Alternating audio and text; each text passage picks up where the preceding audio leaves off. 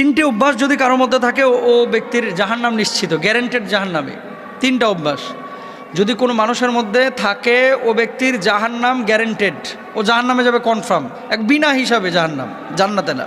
আল্লাহ রাসূল সাল্লাল্লাহু আলাইহি ওয়াসাল্লাম বলেছেন, দেখেন আল্লাহ তাআলা কিন্তু কোনো মানুষকে জাহান্নামে পোড়ানোর জন্য বানান নাই। আল্লাহ বানিয়েছেন মানুষকে বড় মায়া করে, দয়া করে, রহম করে, মানুষ যাতে করে সুপথে ফিরে আসে, আল্লাহকে ডাকে, আল্লাহকে স্মরণ করে এবং আল্লাহর জান্নাতে যায়। কোনো মানুষকে আল্লাহ তাআলা ইচ্ছাকৃতভাবে জাহান্নামে জ্বালাবেন না, এটা আল্লাহ তাআলার বৈশিষ্ট্য না। আল্লাহ সুবহানাহু ওয়া তাআলার সিফাতের মধ্যেও এটা পড়ে না। আল্লাহ গাফফার, আল্লাহ রহমান, আল্লাহ রহিম। কিন্তু এমন কিছু কাজ আছে যে কাজগুলোকে আল্লাহ অত্যন্ত অপছন্দ করেন, নবী অপছন্দ করেন, কিন্তু এই কাজগুলো মানুষ অহরহ করছে। এই কাজগুলো করার কারণে মানুষ নিজের আশ্রয়স্থলটাকে জাহান্নামে বানিয়ে নিচ্ছে। তারা কারা? এক নম্বর, রাসূল আকরাম সাল্লাল্লাহু আলাইহি ওয়াসাল্লাম বলেছেন,